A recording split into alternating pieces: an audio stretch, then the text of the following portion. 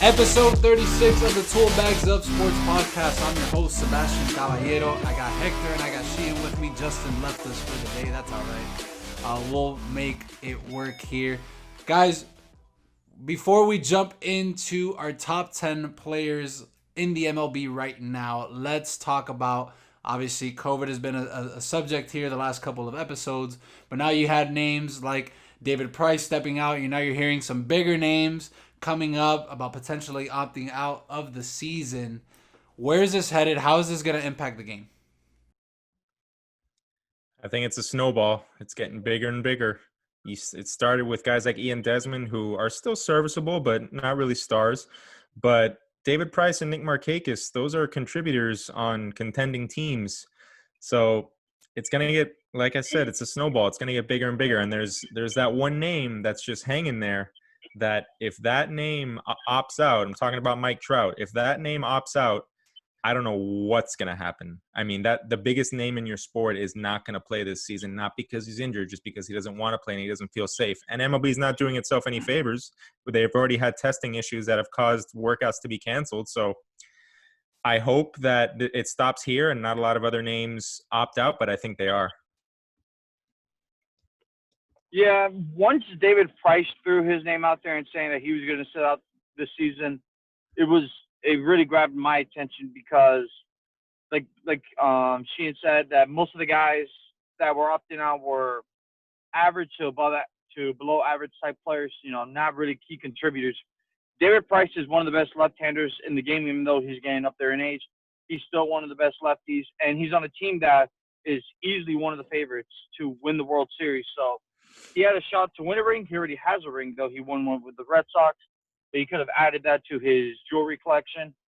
And Nick Markakis is a guy the Braves are another team that's contending, but that's a guy that he actually has a legitimate shot of reaching the 3,000 hit mark. This hurts his chances of getting that 3,000 hit mark. Yeah, so like I've said before, I don't think it's as big of a deal to me because, again, baseball's rosters are so deep that you're gonna have, this younger crop of talent that will be able to replace the stars. And at the end of the day, if we were able to watch some Korean baseball, I don't see why we wouldn't watch really talented prospects play the game, even if there is no Mike Trout. Like, you get me? Mike Trout is arguably the best player in the game, but he doesn't really draw the crowd. You get me? Like, you're not gonna, if the Angels are playing, you're not gonna go out of your way to go watch Mike Trout play. Not to the extent of that you would say like watching LeBron play basketball or watching Tom Brady play football. So I think we'll be okay. I do think, I guess it raises some concerns for the Dodgers as far as, how deep they can go, because I'm sure they were relying on David Price to be an arm for them in the postseason. But we'll see how that plays out. Enough of the COVID talk. Let's get down to the nitty gritty, guys, because this is it. This is an important conversation. The top 10 players in the MLB right now. This includes both position players, hitters, whatever, and pitchers in this list. The top 10 best in the game of baseball. Sheehan, I'm going to start with you. You're on the screen right now. Give me your list of 10 players and why. Okay, so number one, the undisputed. Go on. Start from 10 to 1. Okay. Number 10, I'm going to go with Nolan Arenado. Not a lot of people, well, some people do, but I would say most people don't value consistency and durability as much as I do. Arenado doesn't have the ceiling that a lot of these other guys have in terms of like MVP, 9 or 10 WAR seasons. But you can book it every single year. He's going to give you 5 to 6 WAR and he's going to play 155 games. He's going to lead the league in home runs or be near the top. He's going to drive in runs. He's not going to strike out, and he's going to play elite defense. So I value that, and I have him at number 10. Number 9, I have what I think is the second best third baseman in the major leagues, and that's Matt Chapman. Matt Chapman, back-to-back 8 WAR seasons, the best defender in the major leagues. Not a lot of people know about him, probably because he plays for Oakland and because he does a lot of his work, a lot of his most productive work is on defense. But Matt Chapman is my number 9 pick, and he's an underrated hitter. You might not think of him as an elite hitter, but he's getting there. Number 8, I have Garrett Cole. He's coming off of 2 elite seasons with the Astros. I'd like to see him do it, with the Yankees. The NL East is no joke, but still, he's a top 10 player in the major leagues. Pretty much, if I were to bet when next time we play a major league season, who's going to come in as the strikeout leader, probably over 300, it would be him. Number 7, a lot of people probably flip these people around, but I have Verlander above Cole. I think Verlander. Wow. Yep, Verlander last year. Yeah. Yep. Playoff hiccups aside, Verlander, you could make an argument that last year was his best season in the major leagues, and he also struck out 300. And Garrett Cole did not win the Cy Young last year. That was Justin Verlander. So Justin Verlander still got a lot of gas in the tank, and I have him above Cole. Number 6, Mookie Betts. If you were to ask me this question last year, I probably would have had Betts 2, 3. You can make the argument that he could have been 1, but Mookie Betts took a bit of a step back last year after his MVP season the year prior, but still he's an elite player, and I think last year was more. I think the year prior to last year was more of what we can expect from Betts. I think he's better than what he showed last year. Number 5, the best pitcher in the game, Jacob deGrom. Back-to-back Cy Youngs, the unluckiest man in baseball. Don't look at his win-loss record, but there's nobody I'd want in today's game with my life on the line to be on the mound more than Jacob deGrom. Number 4, I have Christian Yelich. You could make the case that he's the best hitter in the game. The reason he's not higher is because he's not that great of a defender. He's not a bad defender, but he's just... He was a Gold Glove winner! A while ago, not now, though. Oh, my God. Hey, Marcelo Zuna won a Gold Glove. Would you say he's a good defender? This is true. Yelich's, I think Yelich's elite defensive days are behind him. So, but still, I think you can make the case he's the best hitter in baseball. So I have him at 4. Number 3, I have Alex Bregman. This might be controversial because of the whole sign stealing thing. But nevertheless, the numbers don't lie, and Alex Bregman, I think, is the best third baseman in the major leagues. We'll see how he deals with the adversity that comes with, he's always been the man. He's always been loved, whether it's at LSU or at Houston. We'll see how he deals with being the bad guy. Number 2, I have what I think is the best 5-tool player in baseball, Cody Bellinger. He's elite at everything he does. He's an MVP last year. He's one of the fastest men in the major leagues. He has one of the best arms in the major leagues. He's a Gold Glove caliber defender. He can hit for average. He can hit for power. His tools are better than Trout, to be honest, but Trout just puts it all together offensively more than he does because Trout is the best player in baseball. One of you might disagree, but I think if you go sport to sport, Trout, compared to all the other sports, I think is the most unanimous best accepted best player in his sport. So that's my top 10 list. Arenado, Chapman, Cole, Verlander, Betts, deGrom, Yelich, Bregman, Bellinger, and Mike Trout. Hector.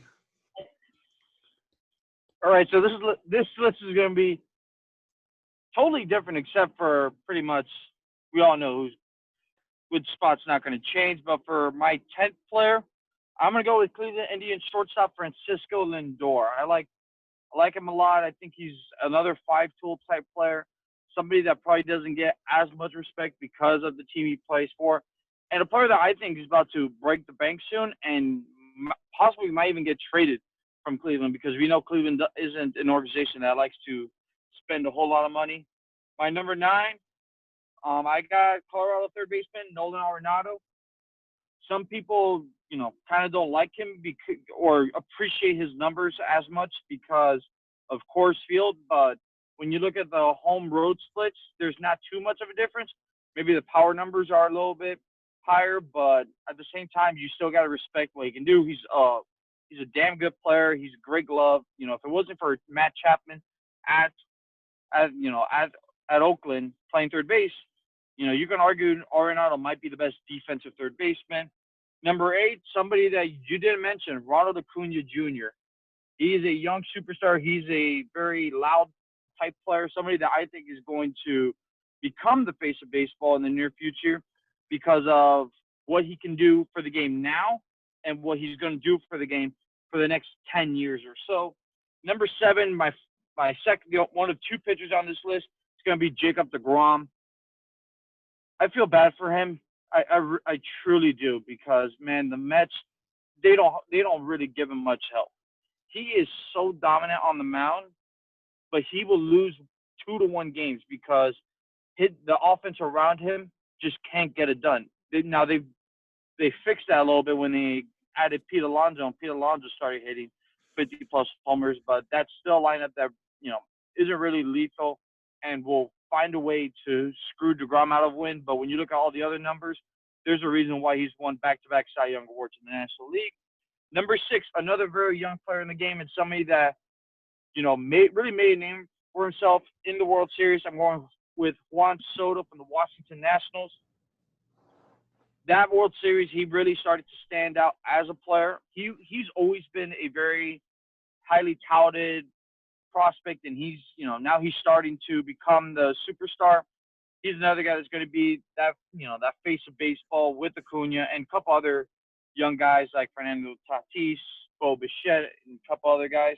Number 5, I got the National League MVP Cody Bellinger.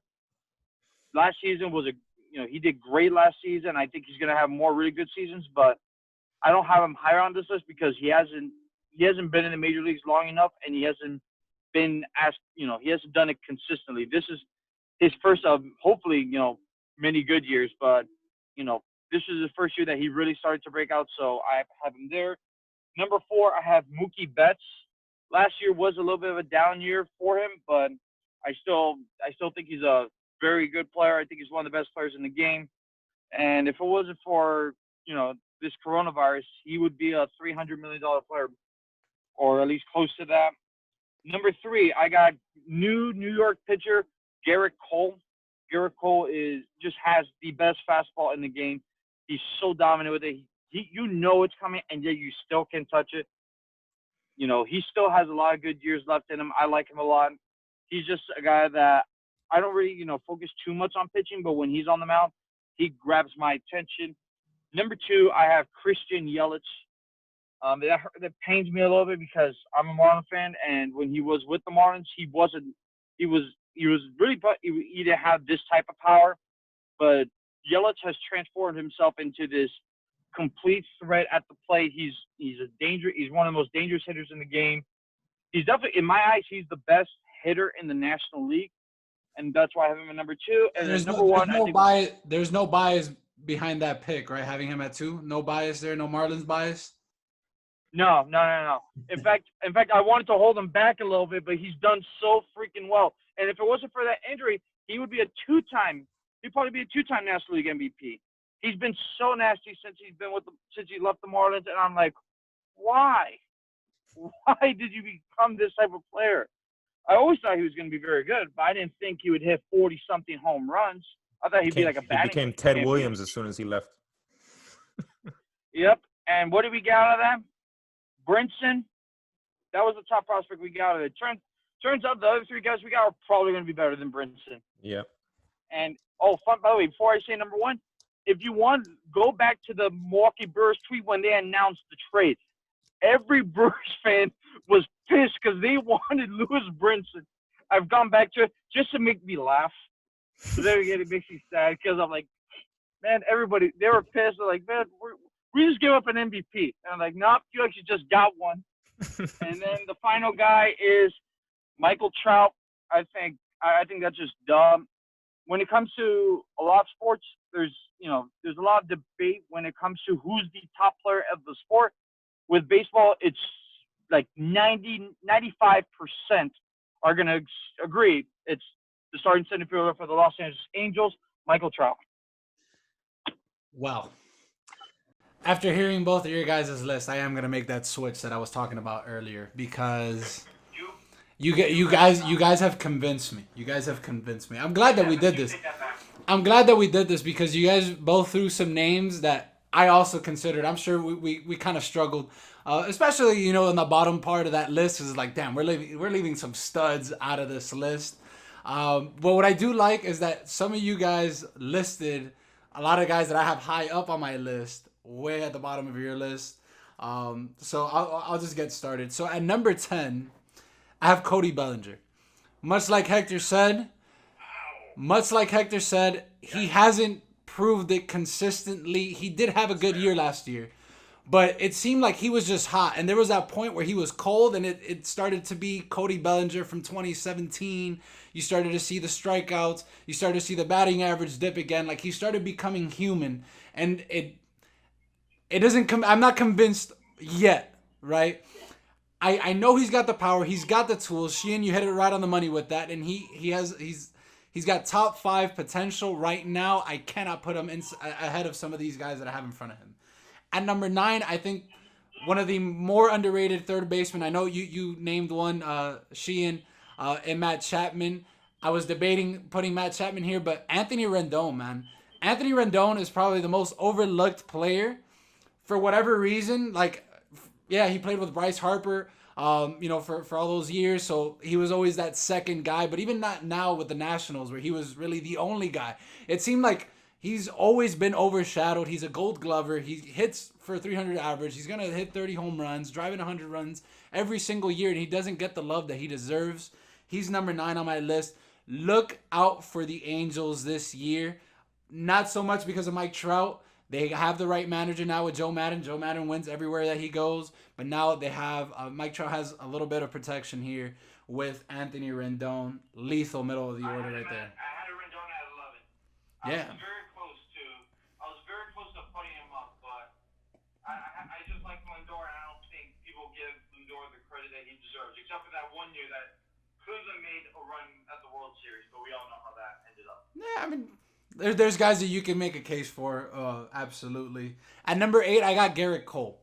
So Garrett Cole was insanely dominant last year, but it is the first time that he was actually that dominant, right? Like, he was great with the Pittsburgh Pirates, but it wasn't ace type stuff. And if you guys saw, like Sheehan said, Verlander won the Cy Young, meaning that he wasn't the most valuable pitcher on his team. And I think if in terms of value, you can make that argument that Verlander was more valuable than Garrett Cole last year, even though Cole statistically might have been slightly better. I need to see it. I want to see how it plays out, because usually once he stars, he is 30 years old, 31 years old.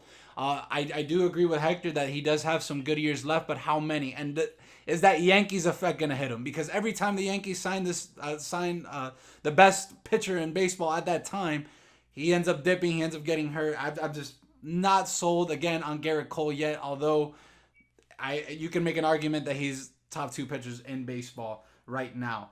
At number 7, I have Alex Bregman. Bregman is the second best third baseman on my list. You can make a case for him being number 1. He was my pick to win the AL MVP last year. Bregman is a stud. Defensively, he can hit. I know the sign stealing plays into a factor. I could see his numbers being, slightly down next year, but is 35 home runs really past him with that short porch in left field? I don't think so. Could he hit 300? Yeah. Could he drive in 100 runs without, the banging of the trash cans? Yeah. I think Alex Bregman is a stud. I have him at number 7 on my list. At number 6, I have Jacob deGrom. That is my second and final pitcher. Like you guys said, he's run into some bad luck, but he's literally the complete pitcher. Like, he's punching guys out. Lowest ERA back-to-back years. Like, just everything. He is the definition of a horse, of an ace. And anytime that he's out there, you know that just on an average offensive day, your team has a chance to win a ball game. Unfortunately, the Mets can't even give him an average offensive day every time he's on the mound. At number 5, Mookie Betts. I was really debating this one. There was a point a few years ago where I would even consider putting Mookie Betts over Trout. I think he got close when he won the MVP. But the down year that he had last year was worrisome. I think, again, he's got all the tools. Best defensive outfielder in the game. I think that's pretty clear cut right there, in my opinion. And just everything that he's able to do with his speed. He's got power with his 5'9" frame. Like it's crazy what he's able to do. I would love to see him bounce back. Again, the only reason why he's at 5 right now is because of his down year last year. At number 4, the boy Christian Yelich. Hector, you had mentioned the Brewers fans reacting to that trade. He was always great, and when I noticed that we fucked up was during the World Baseball Classic in 2017. That was like when he started like showing out. Like he just always came through, man. And when I was broadcasting games in Jupiter, like everybody that I spoke to that was working there when Yelich was still playing there, so it's like, man, this is like the sweetest swing we've seen. And this guy just hits everything, dude. Like 2 consecutive years, the consistency that this guy's produced in back-to-back years is unbelievable. I would have made a case, like if I had an MVP vote, I would have voted for Yelich despite the injury. And Hector, you're right. If he would have just stayed healthy and just played the entire season, I think he gets it 100%. Christian Yelich at number 4.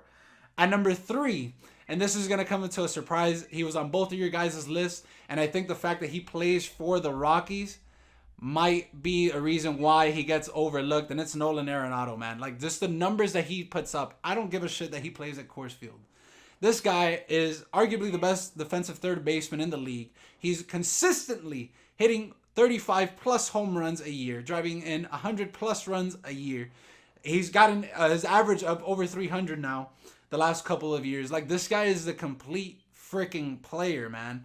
And the only reason I don't have him ahead of these next 2 is because the next 2 are basically unicorns. At number 2, I'm going to have Mike Trout. I'm not going to put him at number 1. So with Mike Trout, I don't know what this is. There's probably some bias behind it. I'm not sold on Mike Trout. I've never been sold on Mike Trout.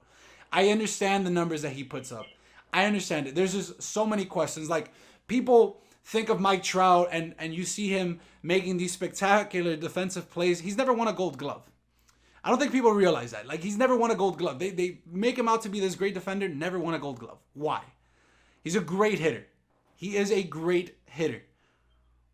But he's not the... Right now, there's one person that I would take over him, and that's Ronald Acuna. If I had to start a team, I'm taking Acuna. Take age out of it. One season, I'm picking one player. I'm starting my team with Ronald Acuna. He is the complete player. He is going to take off. I can see him actually hitting 50 home runs and stealing 50 bases. He will get that done. He has that much talent. He's a better defender than Trout. He's got all the tools just like Trout. And by far, at 21 years old right now, everything that he's just accomplished and what he will accomplish here this next season and beyond, he's going to surpass Trout in every aspect of the game. And that is my top 10. Now you guys can give me the hate. Go ahead. Sheehan, I think we should do our own podcast. Well, you know what? Can I propose something real quick? We get a poll on each team. I want to see, just because of who he picked as number 1, I want to see how far behind he is in third place. Like, I think everything was fine up until he said Mike Trout number 2. I think people just cut him off. Well, so here's my thing. So that's why I didn't want to do it, because eventually I was gonna be like, okay, let me put a poll up. But I knew the common fan would see, oh, well, Trout's not number 1. Well, fuck me. I'm not going to vote for him. But it's, man, like, if you just look at Ronald Acuna, like, he's not anywhere near where he needs to be. I still am pissed off about what he did in the playoff game where he didn't run out that ball, and he ended up being at first base on a ball off the wall when he thought it was a home run. But, man, just everything that he's able to, I'm just not sold on Trout, man. I'm not sold on Trout. And again, you're talking about the best player right now, a complete player. I think Ronald Acuna is more of a complete player than Mike Trout. I don't know enough about sabermetrics and advanced stats, but for whatever reason, they don't really care for Ronald Acuna. Like, it all points towards him being good, but I don't know. There's something missing. Like, his stats last year were empty. If you look at the advanced numbers, and again, I have to learn more about the mathematics behind it. But the guy almost went 40-40 last year, and he was just a slightly above average hitter. If you look at like his OPS plus and his offensive WAR, like a very good hitter, but not on the level of Mike Trout. And Mike Trout, the reason, like, I think the core of what makes everybody think that he's the best player in the major leagues is because any kind of advanced stat has just a full hard on for Mike Trout. Like, he is the WAR king, the OPS plus king, all of the advanced stats, the weighted runs created king. He's just the best. So to be honest, I didn't even know. I didn't even know who you were gonna say with number one after you got to number two. I'm like, wait a minute, who did he miss? Like, what? Who's he gonna say here? And he went with Ronald Acuna. I can't deny the tools. I cannot deny the tools. I just think Trout is far and away, like, if you put Ronald Acuna's defense here, you put Trout's defense there. If you put Ronald Acuna's speed here, you put Trout's defense there. But at the plate, I think Trout's on another level. Yeah, Sebastian, you heard me there, man. Because this is a guy that I like. It's like, to me, like I said before, that 95% of baseball fans would agree that Mike Trout is the best player in the game.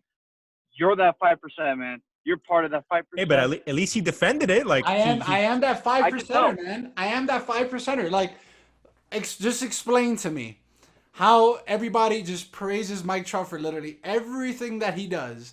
Offensively, I'll give it to you. I will give it to you. But everything else, like, his just defensively, everybody's talking about, well, he's such a great defender. Why hasn't he won a Gold Glove yet? He's that great. He's been in the league long enough to win one. Because Kevin Kiermaier exists. Exactly.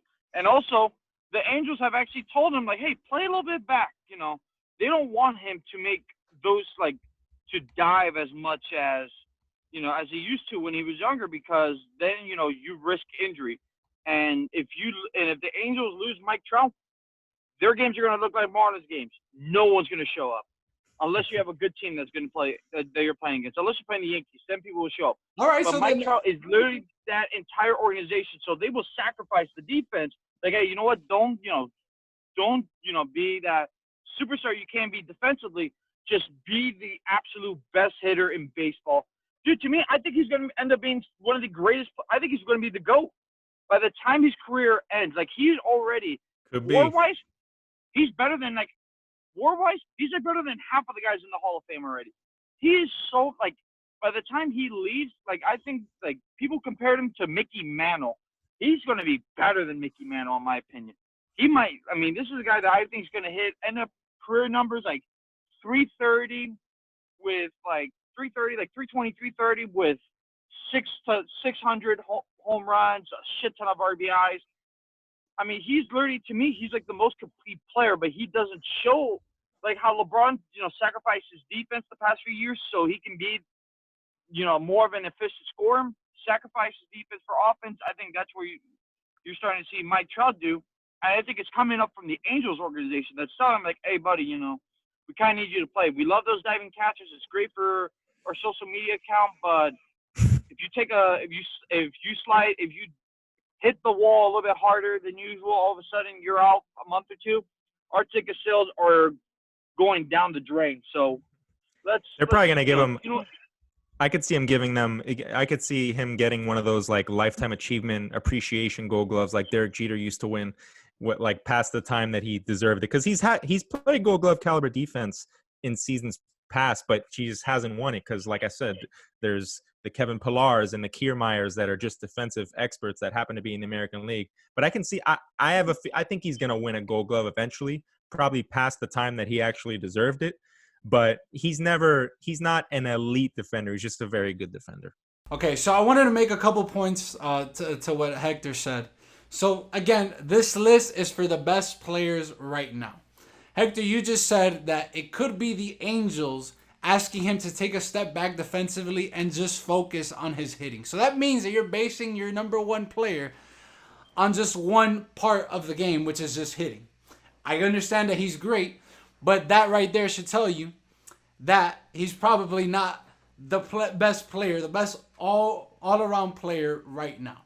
That's number one. Number two, As far as the 300 or 330 career batting average, if he gets his batting average from now to the end of his career, if he goes up 25 points, I believe he's at a career batting average of 305. If he gets it up 25 points, I'll consider him the GOAT. And I do agree that he is on pace to be considered the GOAT. I think he needs at least 2 more MVPs. If he gets 5, if he hits over 300 and collects, I don't see him getting to 600 home runs. I can see him getting to 500 home runs. I will crown him the GOAT. Only thing. But right now,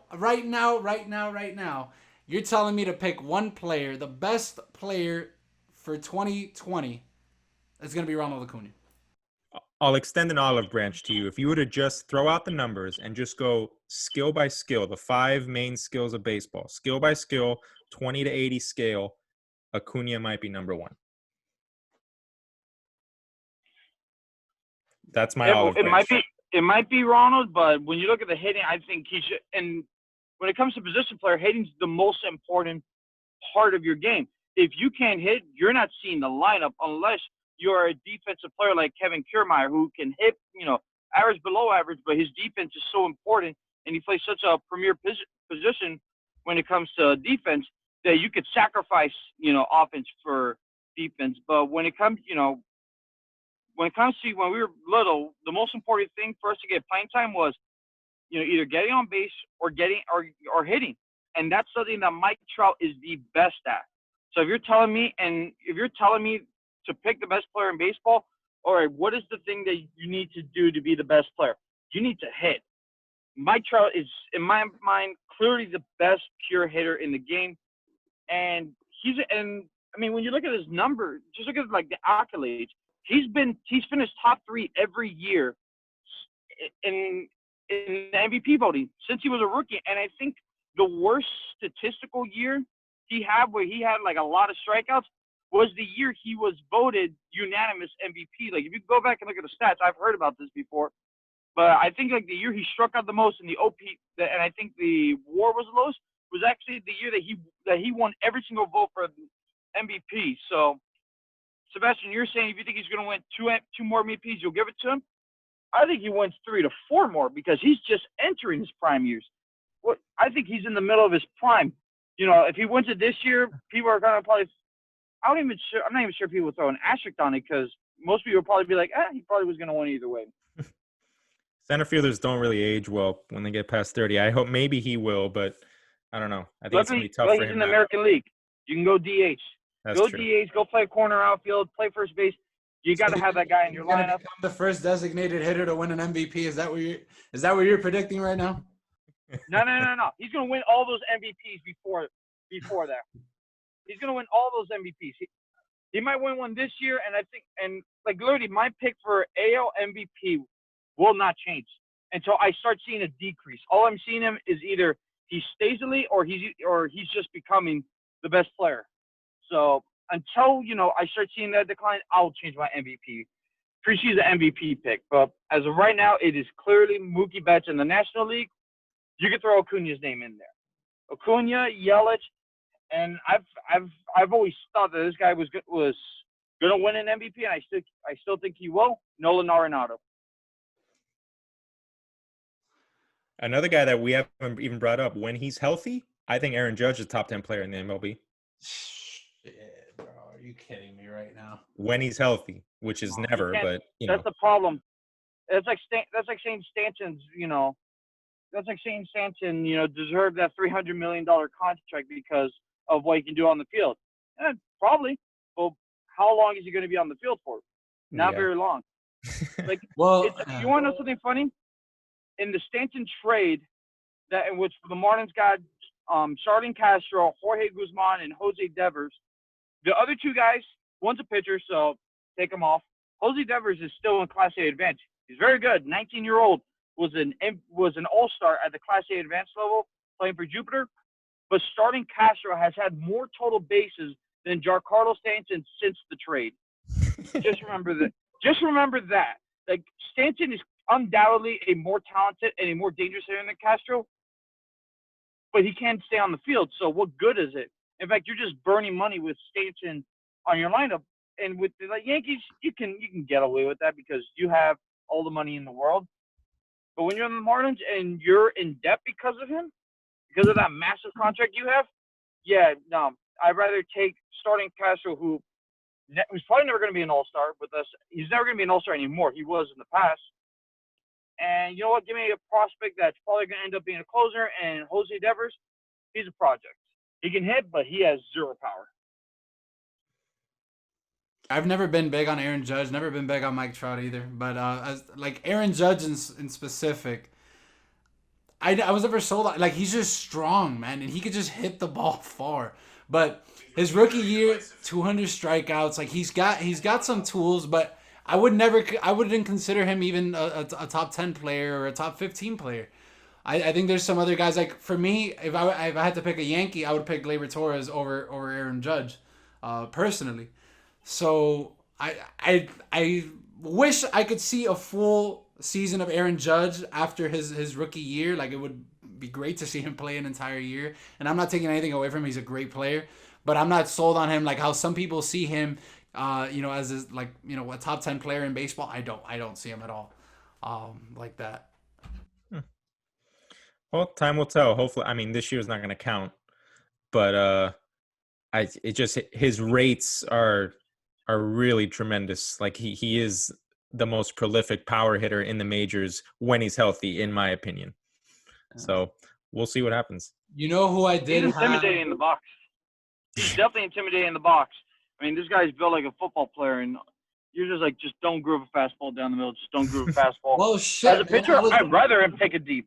I'd rather him take it deep because I'm afraid he's going to hit one back at me, and I'm not going to have enough time to react. So, yeah, you know what? If I give up a home run, I'm actually going to be relieved. I'm like, oh, thank God. Yeah, man. I mean, I was there for the home run derby, and just watching the ball just fly off his bat. I've never felt like more of a bitch in my life watching this man drop 500-foot tanks over the fucking statue out in left center field. Holy shit, bro. This dude can hit the ball a mile, man. That was impressive. That I will give him. Didn't he hit the roof? Dude, he hit the roof. They didn't count it.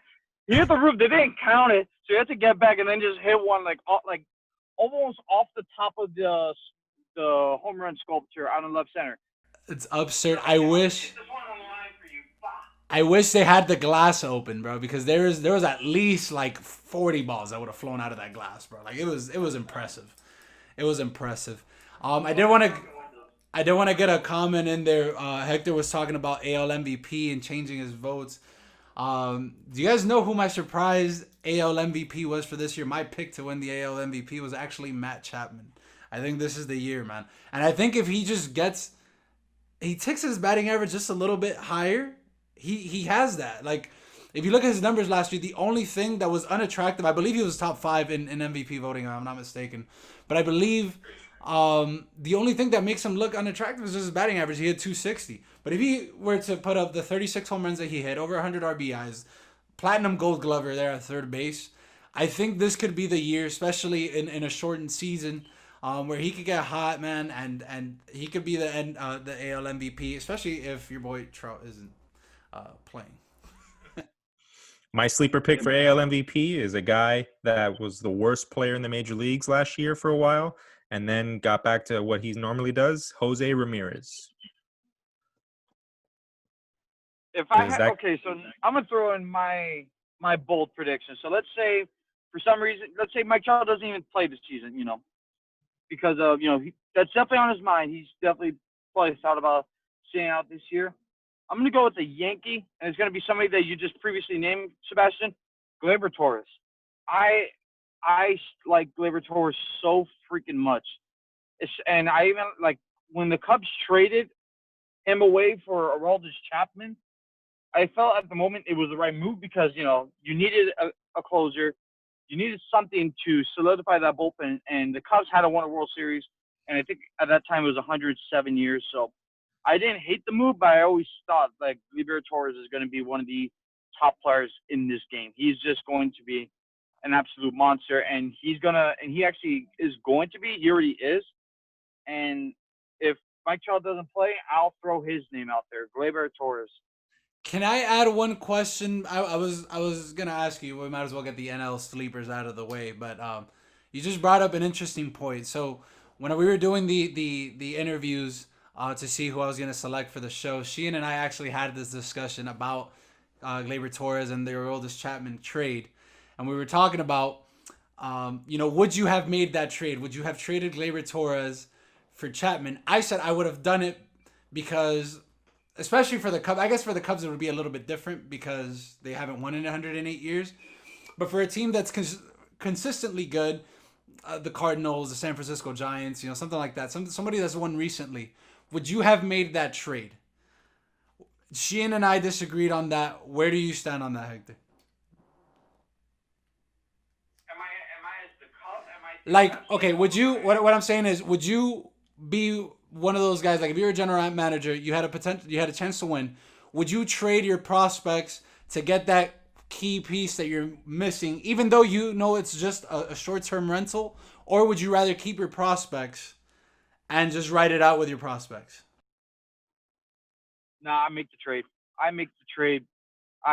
Give me Chapman because flags fly forever, and you really never know with prospects. I mean, just ask Milwaukee Brewers fans. They thought that they were giving away an MVP and Louis Bridget. Turns out they picked up one, and Christian Yelich. So, I mean, there's no perfect side. There's no perfect way to scout prospects. You can always think very highly of them, and you can think like, oh, this guy's going to be this, that, the other. But there's always a chance that that guy is going to, not reach his full potential. With a major league guy, especially the closer that Chapman was, he was the best closer in the game at that point. That was pretty much a sure thing. And in the Cubs ballpark, it's a little bit bigger. So I felt comfortable making that trade. And if I was the Marlins and I was put in this situation, the Marlins haven't been relevant since 2003. I make the trade. If he ends up being a great player, hey, you know what? I wish him the best of luck. But the most important thing is, as a general manager, is to build a winner. And like I said, flags fly forever. You're gonna end up with a World Series championship ring on your other ring finger. So I would have done the deal. I have no problem with that. I think it's one of those few deals that has actually worked perfectly for both sides because the Yankees even got back Chapman. Yeah. The only rule is that it has to work, I guess. I would I'm a little more skittish when it comes to that. I don't think I would trade off such a valuable piece. But hindsight is 2020 and the Cubs won the World Series. And maybe if you're the GM of the Cubs and you have like the history of not winning for 700,000 years or whatever, it'd be a little different. But pretty much any other situation, I'm probably sticking with my guys just because it's such a risk. Maybe well, I'll add a caveat. If there's a chance that I can sign the guy after this short-term rental, maybe I do that. If I at least have a fighting chance at signing him afterwards. But if it's a guaranteed 1 or 2 month or like 2 or 3 month rental, it would take a lot for me. To I'm Sheehan's pretty sure the point, Cubs. go I'm ahead, go pretty sure ahead. the Cubs thought that. I'm pretty sure the Cubs thought that they had a shot at getting Chapman back. I mean, they just won the World Series, so and they were that type of team that was still competing. The Yankees, I think, during those years weren't that great. They weren't even in the playoff picture, which is why they were giving away Chapman. Yeah. So I mean, you got to look at the Cubs situation. Like this guy can probably come back, and I'm pretty sure they had those conversations before even doing the trade, saying, Yeah. hey, if after the season we're gonna make a run at you, how do you feel about that? And he probably was like all for it. But the type of money that the Yankees threw at him, I don't blame him saying no. Yeah. I'm talking about like for example, like CC Sabathia to the Brewers. Like there's no shot that they were going to get him. He ended up going to the Yankees. Like that's the kind of deal I don't think I would make. Yeah. Yeah, I agree. And to Sheehan's point, I think if the Cubs would have won in 2010 and this deal were going down in 2016, I would be hesitant to do it. I think I would be hesitant to do it. The streak, the drought, the championship drought definitely played a factor in that, and Gleyber Torres was as sure of a thing as I think there has been in the last couple of years. Obviously, you're seeing Acuna now, but Yeah, man, it is perspective, and I do agree. Like in a scenario like that, where you're the Brewers, a small market team, and you're giving up an arm and a leg to grab CC Sabathia or Renzel, you better be sure that you're gonna win.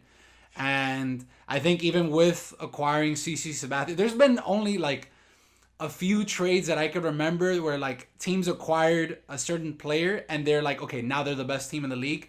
But most of those times they don't even pan out. Like I remember in '04, the Cardinals acquired Larry Walker, and that was like a huge deal because their lineup was stacked. When Manny Ramirez went to the Dodgers, I was like, damn, like now they're freaking loaded.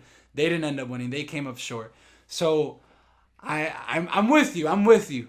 But I feel like I've always had the mentality of like, of defending the Yankees because they just spend whatever amount of money they need to win a championship. And at the end of the day, isn't that your goal? Isn't the goal to win championships? Why is their brand so big? Because they have 27 championships. So at the end of the day, even though, yeah, you're spending a little bit more money on players and maybe your championships are going to cost you a little bit more money, look at what's the biggest brand in baseball right now. It's the Yankees. And I feel like championships, like Hector said, hang forever. The banners hang forever. And that's why I think more times than not, I feel like I would trade the prospects to give me a chance to win a World Series. But again, it depends. Any final thoughts? Well, I respect you for your incorrect Acuna take. Like I said, my olive branch, my one thing that I'll give you is that if you look at the tools, just pick apart the tools, forget what they've done, forget the MVPs, just look at their tools. You can make an argument Acuna is the best player in the major leagues. I think it's Bellinger if you just look at tools, but you can make an argument that it's Acuna. So my final thought is I clearly had the best list. But I respect you for the Acuna take. I respect that you're willing to die on that. Oh no, dude, I'm gonna take all the smoke. Oh, no, once I put the poll up, I'm gonna take all the smoke. That's all right. It's all right. Bring it, bro. Bring it. Sebastian, you're very courageous. If that thought even came to my mind, I probably wouldn't have said it, so I'll give you that. You stood your ground. You stood on your beliefs, so I definitely can't hate you for that. And I don't. I don't hate you for that whatsoever. I don't hate you, period. But can I suggest like another idea, like how we did with the top 10 players? Can I suggest, how about we do like a draft? Like let's do it like what obviously with Justin, let's do a separate episode than the usual one because it's probably going to take long. Like let's do a draft and just name like a starting lineup of the guys that you think will be the top players 10 years from now, like an all-decade, a prediction of the all-decade team for the year 2020. I think that's something that would be pretty cool. It'll be, also I think it's something that, if we get the, people voting, I think that'll be pretty engaging. And also it's going to, we're going to probably have very different answers. You're the insider though. That's cheating. Oh, trust me. Every insider thought Lewis Brinson was going to be a guy. That's there true, were some articles that thought he was going to be an MVP. We definitely have an MLB draft in the plans. That is definitely coming soon. My final thoughts. One is a comment here, and then the other one is a question. So, I guess I'll start with the question first. If either of you guys are starting a franchise today for the next 10 years, who's your first pick? Now that we're talking about a next decade draft, who are you taking with your first overall pick? Clearly it's Brian Anderson, but my first pick, it could be Acuna, it could be Juan DeFranco. You know what? I'll go Acuna. There, I'll give you that one. Let's see. I'm trying to see like how old is Mike Trout right now? 27. Yeah, he's about to be 28. So that means we would have him to his 38th season. What type of production should I expect from that? This is tough. Acuna is definitely in the mix. So is Juan Soto. I'm gonna stick. I'm gonna go with Ronald Acuna. You're just gonna have a lot more prime years with Acuna than you would with Mike Trout. So, and also Acuna's he's gonna make your popularity go up because of the type of player he is. And guy, he's an exciting guy. I'm glad that I asked the question. That's why I asked it. That's the answers I was expecting from both of you guys. I would also go Ronald Acuna if we were to go for the future draft. And then my last one is a statement. Sheehan, you had mentioned that if we were to go by tools, that you would give Acuna the nod and that you would go Bellinger overall. I think that the person, if we were to grade them based off of tools, I honestly believe that the best player based off of that is Byron Buxton, and it pisses me off that he's not better than what he is, because he's a five-star defender, 5-star arm, incredible speed. When he hits the ball, he can hit it a mile, and it's just that one contact, but he has that tool because he's shown it in the minors. So that was the only other point that I wanted to make. Guys, that's it for this one. We'll talk next week.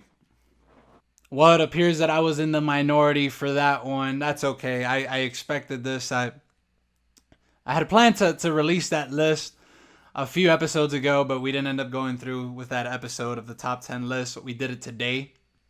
And the only reason why I even considered changing my list was because we were going to put up a poll. Now, I know I'm going to lose. I know that. But if I had to put money on who the best player right now, from right now into the future, who the best player in the MLB is going to be, it's going to be Ronald Acuna Jr. He is by far, like even Sheehan supported, he's got better tools than Mike Trout. He's a better all-around player, and I think his downfall, his weakness, is that immaturity. He's immature. He's 21 years old, second year in the league, and he almost went 40-40. Expect him to go 40-40, even maybe 50-50 in the near future. Obviously not this season with the shortened season, but just expect him to put up insane numbers. And again, he's turning 22 years old. 22. The way you guys see Mike Trout now, Ronald Acuna is going to surpass him in every aspect of the game. You heard it from me first. This is my first bold prediction. I know I'm going to get pushback on this, but that's okay. First bold prediction, Ronald Acuna will be the best player in baseball from 2020 and beyond. That is all for this podcast here. Don't forget to like and subscribe to the podcast, Apple Podcasts, Spotify, YouTube, and iHeartRadio. Make sure you guys subscribe, guys. Trying to go up on subs. Can't do it without your help. That's all from me. Until next time, I'm signing off.